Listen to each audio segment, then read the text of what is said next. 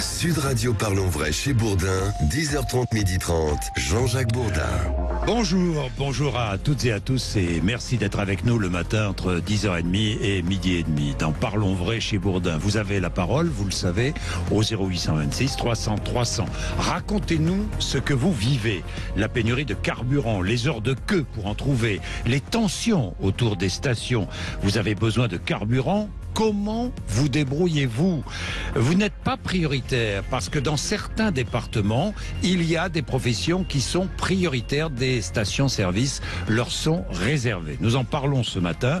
Total doit augmenter les salaires, a dit Bruno Le Maire ce matin. Dans la foulée, Total annonce un bonus exceptionnel d'1 mois de salaire versé à tous ses salariés dans le monde et une augmentation de 6% pour 2023.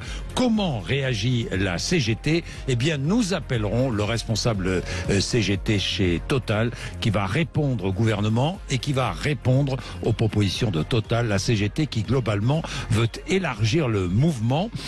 Et puis une info, le gouvernement ne prolongera pas les ristournes à la pompe après le 31 octobre. Bien, entre 10h30 et 11h, donc, vos appels sur la situation autour des carburants. Entre 11h et midi, débat, budget à l'Assemblée nationale. Contre l'avis du gouvernement, des députés votent un amendement MODEM qui prévoit la taxation des super dividendes. Une fronde du MODEM, ce sera l'un des sujets de notre jeudi politique. Vous le savez, chaque jeudi, nous recevons 3 députés pour débattre de l'actualité. Et vous participez, bien sûr, en appelant le 0826 300 300. Mêlez-vous au débat. Entre midi et midi et demi, nous parlerons des atteintes à la laïcité dans les établissements scolaires. Le ministère de l'Éducation nationale a publié ce matin le chiffre de septembre. 313 faits recensés, dont la moitié dans 6 académies, Créteil, Toulouse, Nice, Versailles, Normandie et Paris. La moitié des faits dans les lycées. Augmentation des atteintes à la laïcité.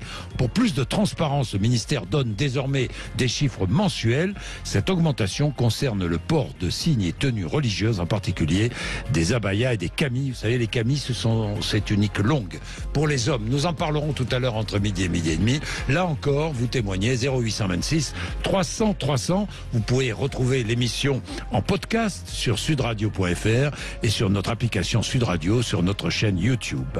Bien, Parlons Vrai chez Bourdin, 10h30, midi et demi. Commençons avec la situation autour des stations-service. Francis Pousse est là, président de la branche carburant au syndicat Mobiliance, gérant de la station Esso à Arnage. Francis Pousse, bonjour. Bonjour.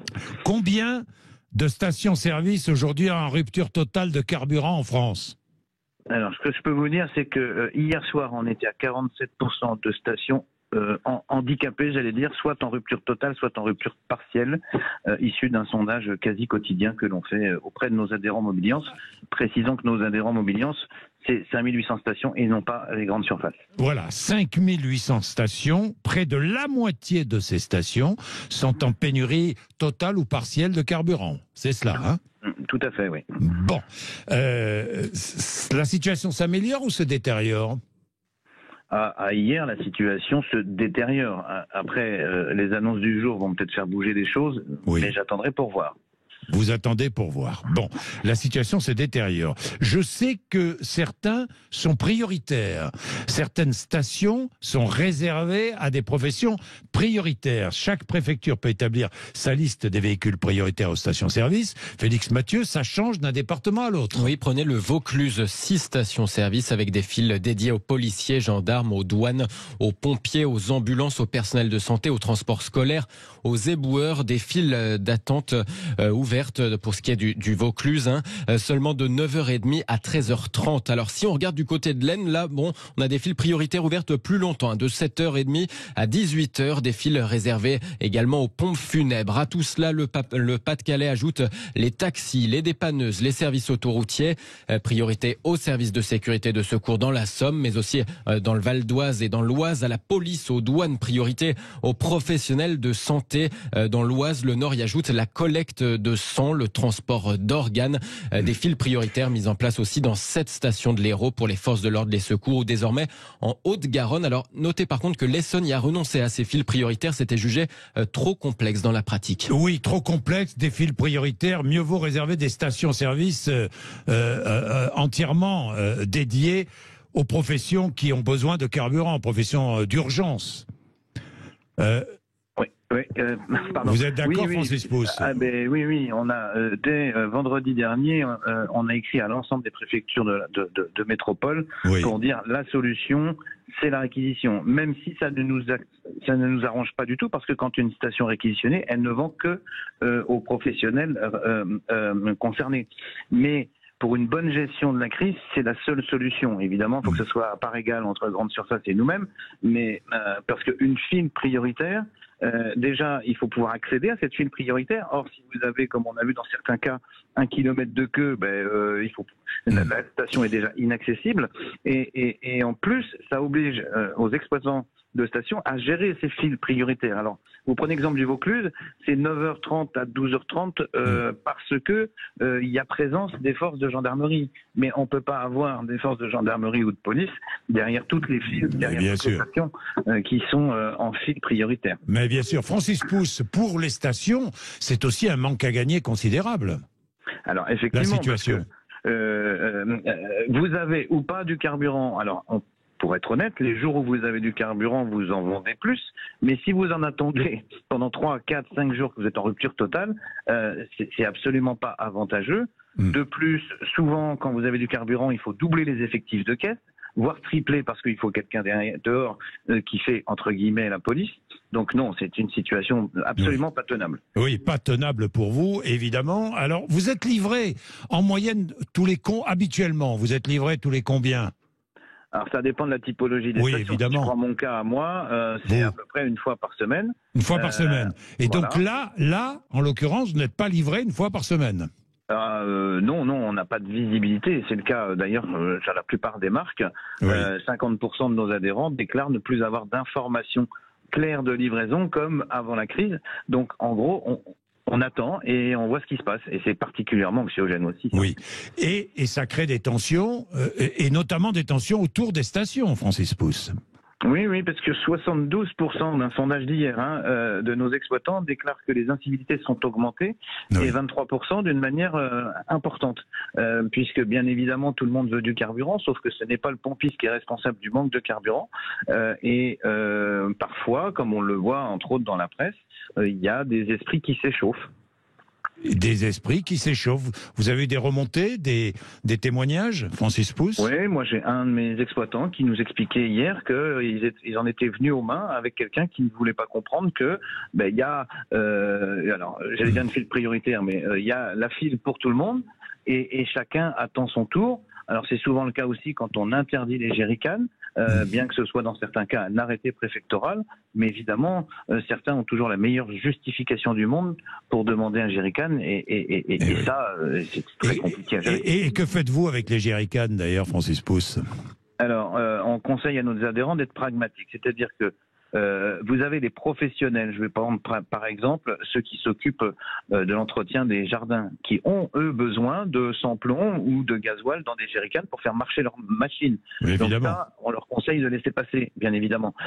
Par contre, toute autre demande que l'on peut penser comme fallacieuse, on les refuse et c'est là qu'arrivent les incidents. Et c'est là qu'arrivent les incidents. Merci Francis Pousse, merci pour votre disponibilité. Je vous en prie. Merci beaucoup. Sur Sud Radio, savoir et comprendre, évidemment, il est 10h40, 11h20. Je vais appeler la CGT dans un instant, mais tout de suite, Marie-Alice témoigne. Et Marie-Alice est l'une de nos auditrices à Agen. Bonjour Marie-Alice, vous êtes infirmière libérale, je crois. Hein? Tout à fait, je suis infirmière libérale et je suis atterrée par tout ce que j'entends. Après le stress Covid, nous voilà avec le stress carburant.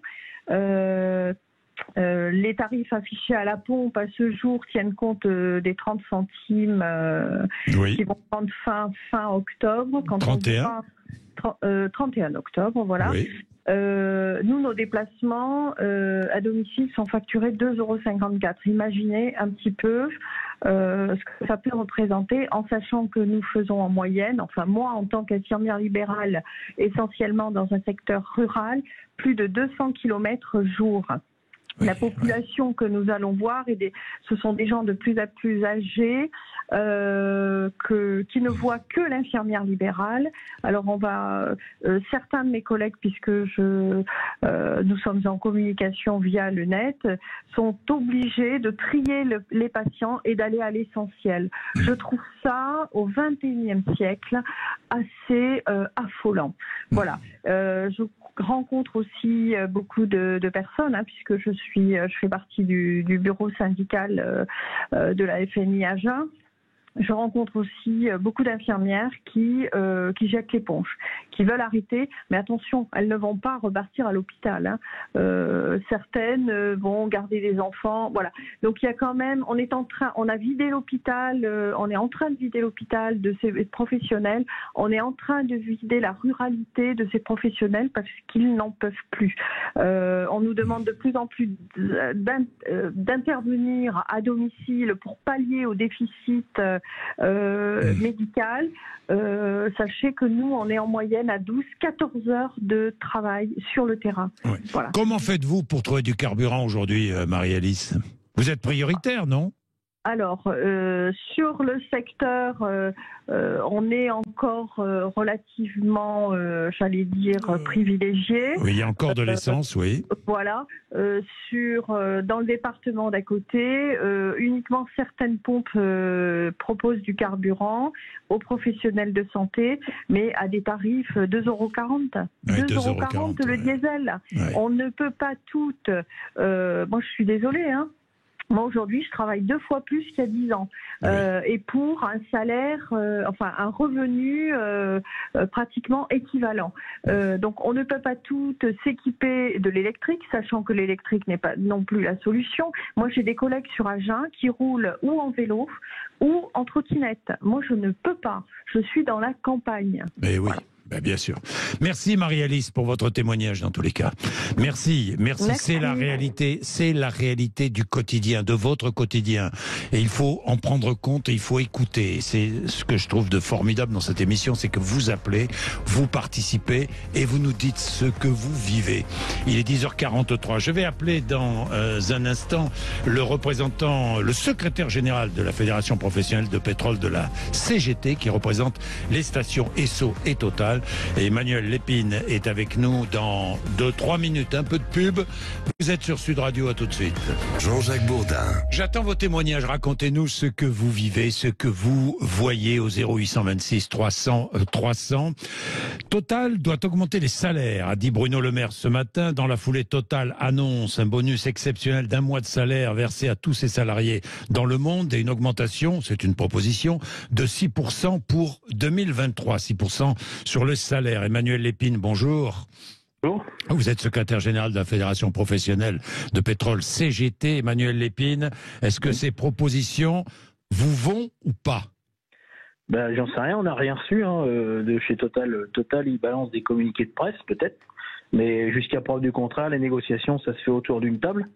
Et pour l'instant, Total refuse l'ouverture de négociations. Et donc, peut-être que ça pourrait convenir. De toute manière, ça si sera c'est confirmé, Emmanuel Lépine. Mais nous, ce qu'on aimerait, c'est quand même qu'on nous demande notre avis autour d'une table de négociation de manière normale. Bon, vous demandez donc à vous asseoir autour d'une table de négociation avec Total, oui. Emmanuel Lépine. Bon, si cette proposition est confirmée, augmentation de 6% du salaire pour 2023 et 1 mois de salaire versé, une sorte de bonus à tous les salariés Total dans le monde, est-ce que cette proposition-là vous conviendrait ? Si c'est alors je vous dis franchement, là on parle de 2023, ce que demandent les salariés qui sont en grève, c'est déjà le rattrapage de 2022. On a subi une perte de pouvoir d'achat depuis le début de l'année qui est évaluée par la CGT à 7%. Donc déjà, commençons. Parlons en même temps, on peut en parler en même temps du rattrapage de pouvoir d'achat. Et puis deuxièmement, la question du geste qu'aurait fait la Total, c'est-à-dire 1 mois de salaire.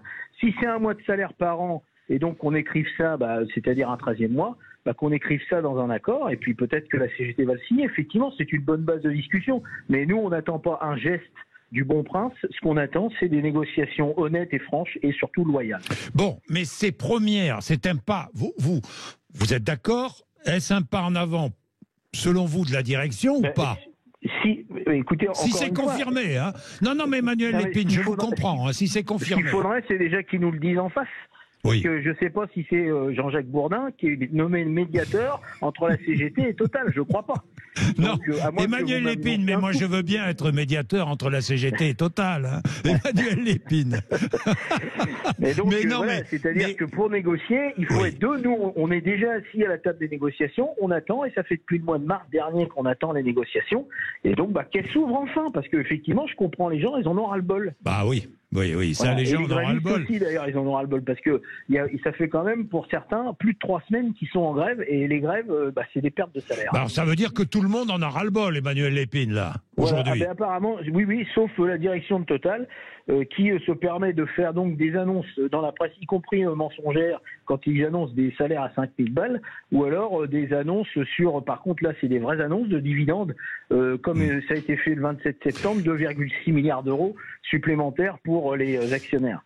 Emmanuel Lépine, je n'ai pas pris ces chiffres au hasard. C'est ce que j'ai lu dans une dépêche officielle de l'agence France Presse. Total Énergie propose donc la distribution d'un bonus exceptionnel pour ses salariés dans le monde et 6% d'augmentation pour 2023. Bon, j'espère que... Alors maintenant... Vous dites ce matin sur Sud Radio, nous sommes prêts à nous asseoir autour de la table de négociation sur la base de cette proposition. Oui, si c'est effectivement la proposition d'un salaire pérenne par an, c'est-à-dire non pas une prime exceptionnelle, parce que vous savez... Donc vous demandez un 13e mois, quoi, si j'ai bien compris. Tout à fait. Écoutez, vous savez, l'inflation, elle est pour tout le monde et elle est permanente. Quand on fait la queue au supermarché, on arrive à payer 30% de plus ses produits, on dit pas, exceptionnellement, je vais payer 30% de plus cette fois-ci, mais la semaine prochaine, vous me les redescendrez au prix normal. C'est pas comme ça que ça fonctionne. L'inflation, c'est pas aux salariés de la payer. L'inflation, elle doit être compensée au niveau des salaires. Ça me paraît quand même logique. Donc, il y a un début d'ouverture, si je comprends bien, Emmanuel Lépine. Oui, encore une fois, si la direction de Total ouvre les négociations, parce que, vous savez, on va pas parler dans le vide. Donc, le déblocage... Et donc, nous, on est prêts. Et Emmanuel Lépine, est-ce que le déblocage est possible, là? Aujourd'hui, nous sommes jeudi, il est 10h52, est-ce que vous pouvez me dire, le déblocage est possible? D'abord, le mot blocage, ça m'a jamais convenu, puisque ce sont des gens qui exercent leur droit de grève, premièrement. Deuxièmement, si vous parlez de la fin de la grève, c'est-à-dire le fait que les expéditions reprennent, donc les sorties de produits puissent reprendre dans les raffineries, oui, c'est possible très rapidement. Et je dis d'ailleurs, parce qu'on entend de temps en temps des 7 jours, 10 jours de latence, etc. Ça, c'est vrai pour redémarrer les installations de production. Mais dans les raffineries, il y a des stocks. Et les stocks, on peut les débloquer rapidement. Et donc, la situation peut se retrouver en 24 heures, maximum 48 heures, de manière normale. Mais pour ça, effectivement, il faut... le déblocage, il est du côté de Total. C'est-à-dire que si Total continue de poser des ultimatums, des préalables, effectivement... Et ils nous ont raconté tellement de salades depuis le mois de mars que c'est terminé. Il n'y a plus aucune confiance. Il faut qu'on soit autour de la table et qu'on ait des chiffres réels à proposer, qu'on nous propose. J'ai compris. Emmanuel Lépine, et je suis prêt à être médiateur. Non, mais je plaisante, hein, Emmanuel Lépine. Merci beaucoup. Merci. Je vous en prie. Merci. Au revoir. Il est 10h53. Voilà une avancée. C'est important ce qui vient d'être dit sur l'antenne de Sud Radio. Vous avez compris qu'on est au bord d'un début de déblocage. Je l'ai compris à travers les propos d'Emmanuel Lépine, et si la proposition de la direction est faite aux syndicats et notamment à la CGT, tout le monde s'assoit autour de la table. D'ailleurs, ça serait entre nous la meilleure des solutions, que tout le monde s'assoie autour d'une table et commence à discuter. Parce que je me mets à la place de toutes celles et ceux qui sont sur la route, qui ont besoin. Tiens, Régis par exemple, qui est à Perpignan, qui est chauffeur de taxi. Bonjour Régis. Bonjour. Bonjour Régis. Bonjour Monsieur Bourdin. Bon, on espère que ça va s'arranger, vous l'avez entendu, hein, si j'ai bien compris. Oui, je l'ai entendu, oui, c'est une bonne nouvelle quand même. Oui, c'est une bonne nouvelle pour vous, par exemple. Comment faites-vous? Non, mais bon, Perpignan encore... Pas trop touché, Perpignan. Hein. Si, quand même, il faut pas raconter de salade, mais il y a encore quelques points où on peut faire notre gasoil limité. parce qu'on nous limite à 20-30 litres. Mais enfin, on nous limite à 20-30 litres sur l'affichage, mais il n'y a personne qui vient vérifier si un usager met 50 ou 60 litres. Donc voilà. Et puis non, mais on a évidemment Total et Esso sont totalement fermés. Mais il y a d'autres stations. Voilà, il y a d'autres stations où on arrive à faire le papier. Dites-moi, vous êtes à Perpignan, vous pouvez aller en Espagne, vous? Oui, mais c'est pas pour l'instant dans les. Il n'y a pas de. Oui. Comment je vais vous dire? Il n'y a pas d'engouement pour aller vers l'Espagne, en fait. D'accord. Mais Régis, est-ce que l'essence est moins chère en Espagne? Oui, largement, oui. Elle est moins chère. Ah oui, largement, oui. Hier, je regardais avec un client qui est bien branché, à 40 km de Perpignan, on la trouve à 1,59. Ah oui. Le gasoil. Le gasoil. Ah oui, ça vaut le coup. Le gasoil. Bah, merci Régis, dans tous les cas. Et merci vraiment d'être avec nous, Régis. 0826 300 300. On essaie de faire bouger les choses ici, vous le savez. On essaie, à travers vos témoignages, de savoir exactement ce qui se passe, quel est votre sentiment, quel est votre vécu. 0826 300 300. Vous continuez à appeler parce que nous avons, vous le savez, le jeudi, rendez-vous avec des politiques entre 11h et midi, mais vous êtes prioritaire. Donc si vous voulez intervenir, nous raconter ce que vous vivez sur tous les sujets d'actualité, la pénurie de carburant, mais pas que, parce qu'il y a d'autres sujets, vous n'hésitez pas, vous prenez votre téléphone, vous appelez, vous serez à l'antenne. Nos 3 députés vont être là, tous les jeudis nous avons 3 députés, vont être là dans quelques minutes, et ensuite, entre midi et midi et demi, nous parlerons des atteintes à la laïcité dans les établissements scolaires. Elles sont en augmentation, que faire, que proposez-vous? Dites-nous si vous avez là aussi des témoignages, n'hésitez pas, 0826 300 300, vous êtes sur Sud Radio. Merci d'être là.